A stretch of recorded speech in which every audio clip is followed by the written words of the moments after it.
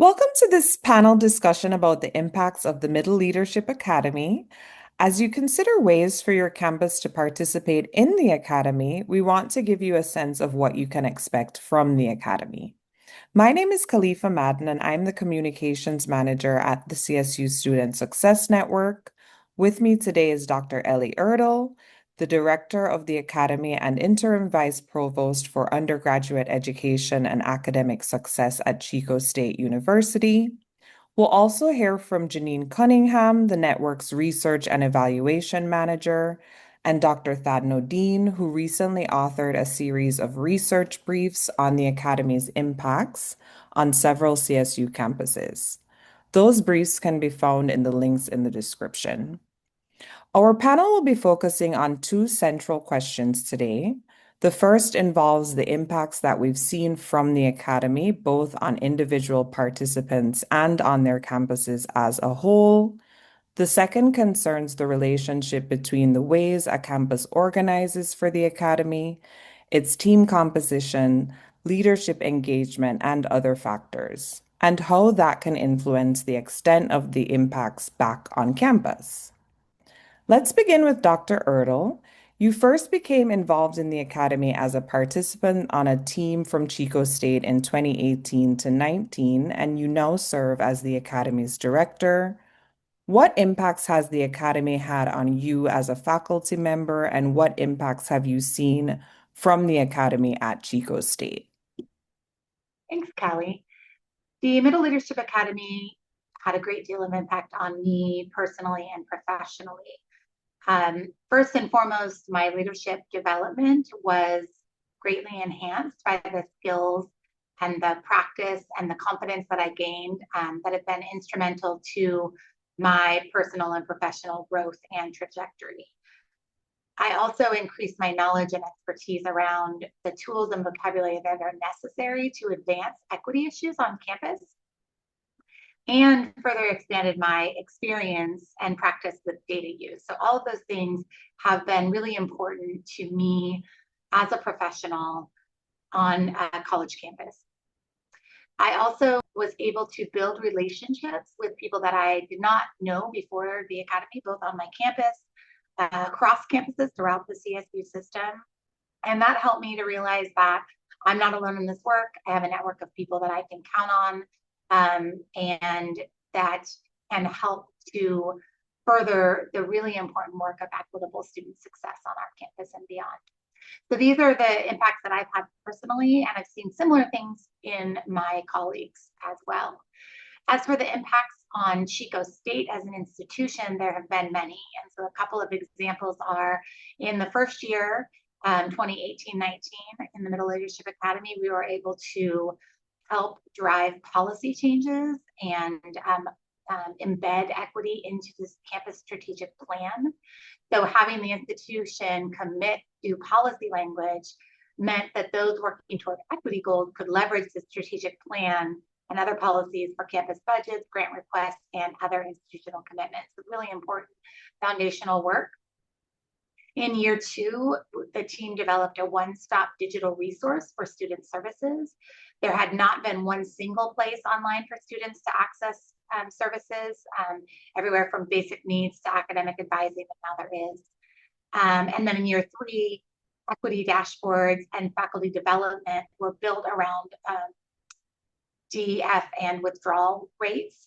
So the team provided feedback on dashboard development and on making it useful to help faculty understand their own equity gaps and engage with ways to address them. So really important impacts on our institution as well. Thank you, Dr. Erdl.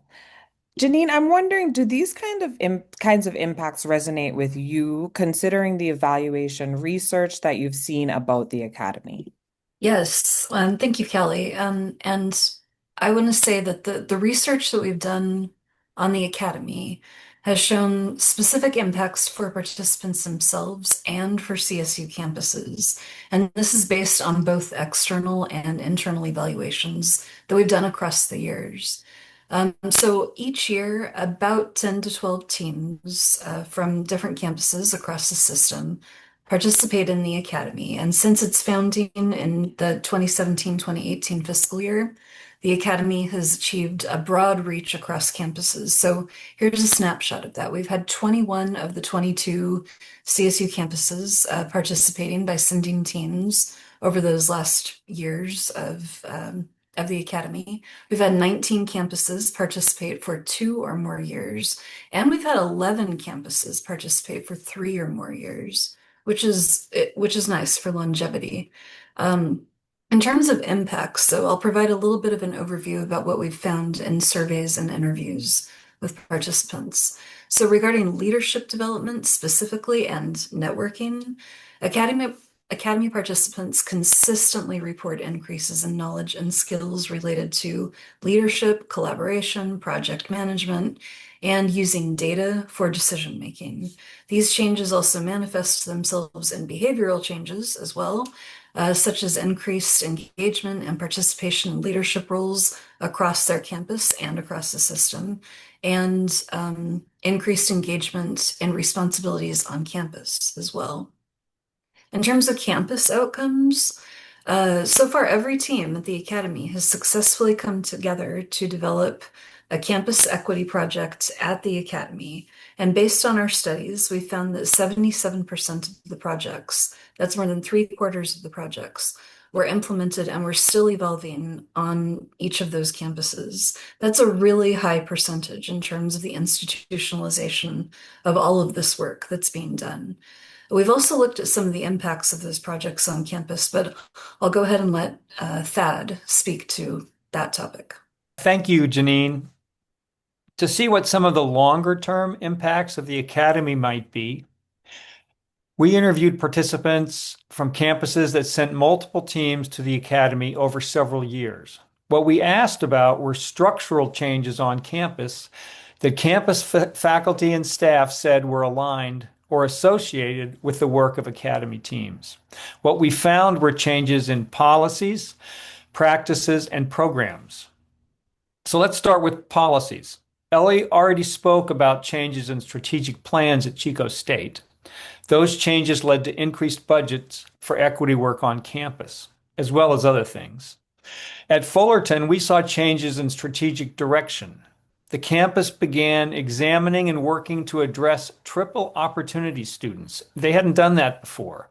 And they defined those as students eligible for Pell Grants, those from underserved communities, and first-gen students. At Sacramento State, the Academy team helped lay the groundwork for enrolling first-year students in a full load. This became central to the Finish in 4 initiative that helped Sac State increase its 4-year graduation rates significantly.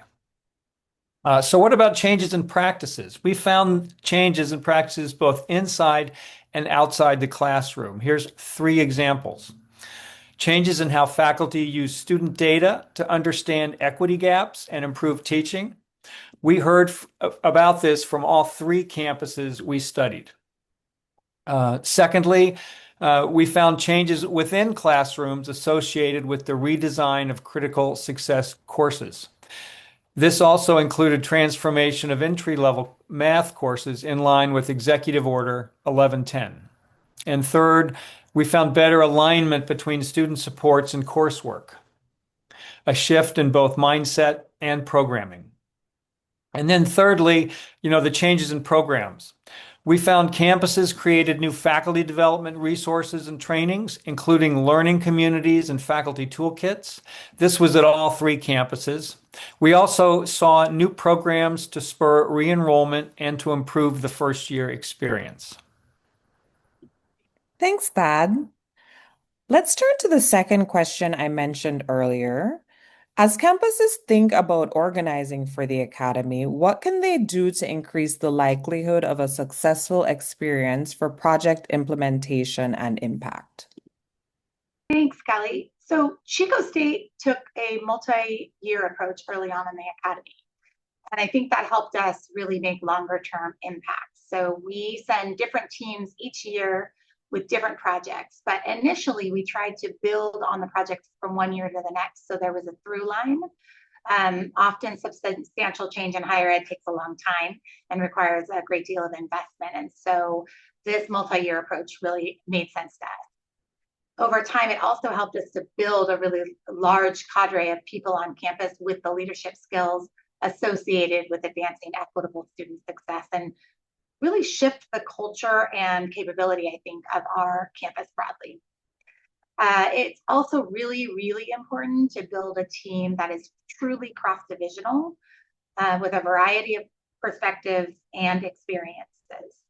Teams that do that, we find, are more likely to come up with creative and successful solutions to really complex problems and not get stuck in kind of a one-sided approach to a problem.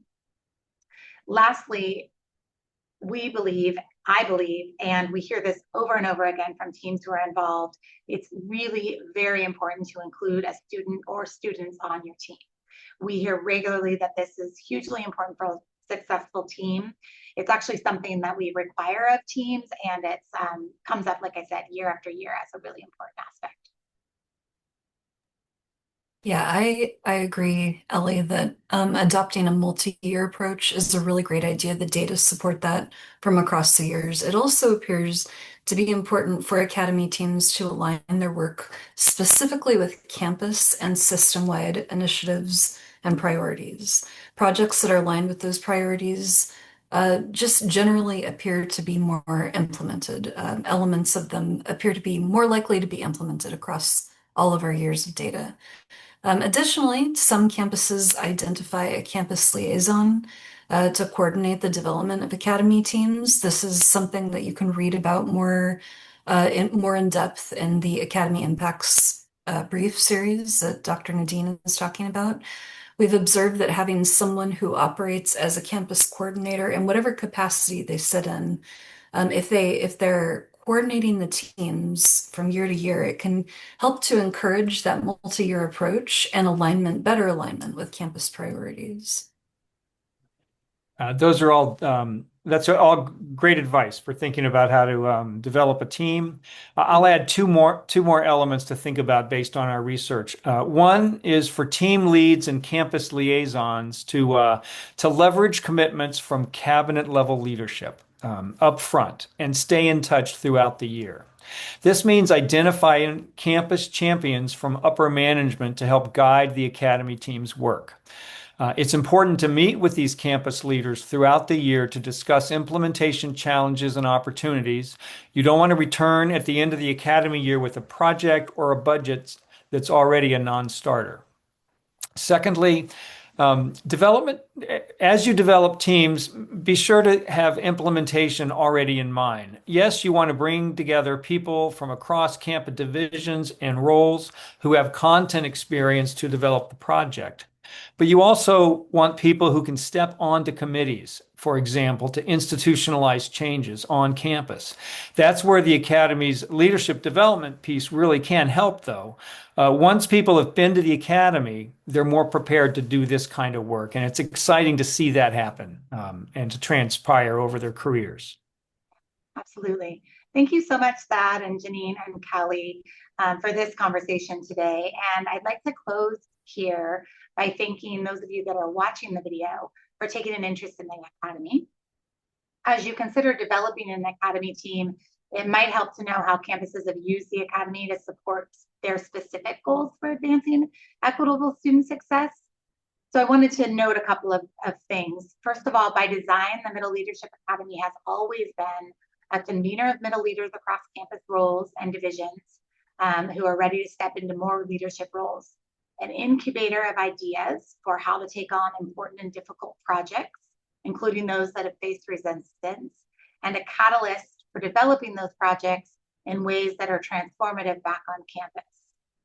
We found from our research that the Academy is serving all of these purposes, and the campuses themselves have told us that they've used the Academy as a sustainable source of professional development around data and change strategy, as a means for developing and growing a team of connected professionals on campus, and finally, as a means for driving campus culture and programs toward equitable student success. So we look forward to having you join us.